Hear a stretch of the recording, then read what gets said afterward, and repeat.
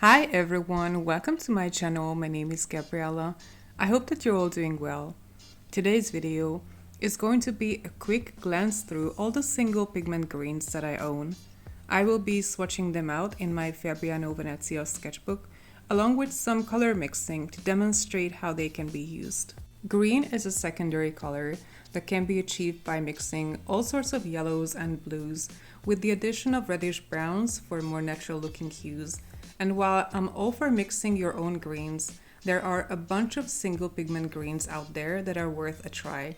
Starting with PG7 Phthalo Green, which is probably the most used and best known green pigment.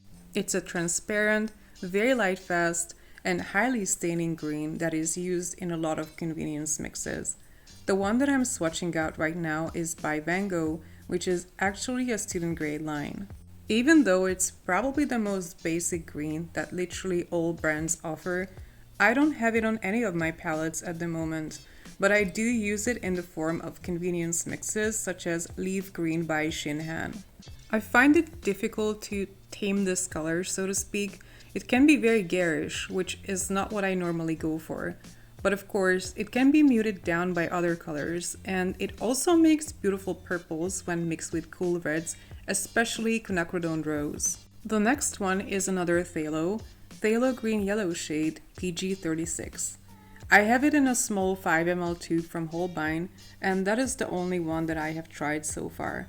Side by side, it really does appear a lot more yellowish than PG7. It can be used in similar ways to Phthalo Green, although in terms of color mixing, PG7 is probably a more versatile option.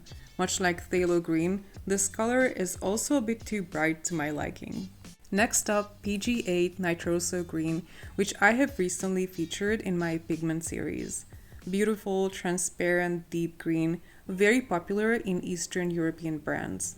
Unfortunately, not as light fast as Phthalo Green, which could be the reason why it's missing from a lot of Western brands. But it's a stunning color that I like a lot, especially White Knight's version.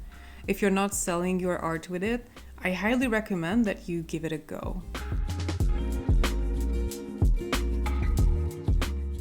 Coming up next, my all-time favorite green pigment, PG17 Chromium Oxide Green. It's both muted and opaque, ideal for mixing green earth and olive green type colors. It is also highly light fast, so it can be used in art for sale. I use this color a lot and I own it in several versions. Honestly, I wish PG17 was more popular. In Eastern European brands, it's an absolute staple, but I don't see it being very popular in the West. The next green pigment is Genuine Green Earth PG23, which is a very low tinting and often streaky color. This one is from Roman Schmal.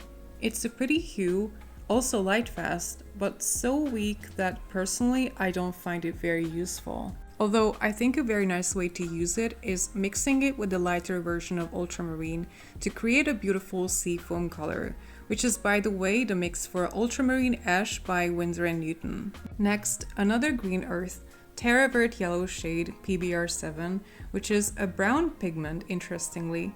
I have it from Shinhan, but I believe that Sennelier has a version of this as well. It's a beautiful hue, but very weak and also chalky, at least on cellulose paper. I don't find this color very useful. It's more like a curiosity or a specialty color that is pretty, but you really don't need it. Finally, a color that you do need, PG26, which is our first cobalt green on the list. This one is from Rosa Gallery, the tube version, but I think Daniel Smith has just released a version of it called Cobalt Green Deep. This pigment is very new to me. I only started using it a couple of weeks ago. It's a beautiful, heavily granulating green, which I think is a must if you enjoy color separating effects. I bought this with the other cobalt green PG50, which is coming up, in defiance of this granulating watercolor bandwagon. So many brands are coming out with these huge, expensive sets of granulating colors, most of which can be easily replicated if you just own an ultramarine deep, a potter's pink, a cobalt green, and maybe a Mars black. That's pretty much all you need. These granulating sets really bug me for some reason. It's really just taking advantage of people who don't necessarily know about pigments, but let's not get into that. Instead, let's move on to the last single pigment green that I'm showing you today, Perylene green or shadow green PBK31, which is technically a black pigment. I really love this color, I highly recommend it. It's a relatively affordable, fully light fast, slightly granulating deep green color that I highly recommend for landscape art, especially to mix moody colors.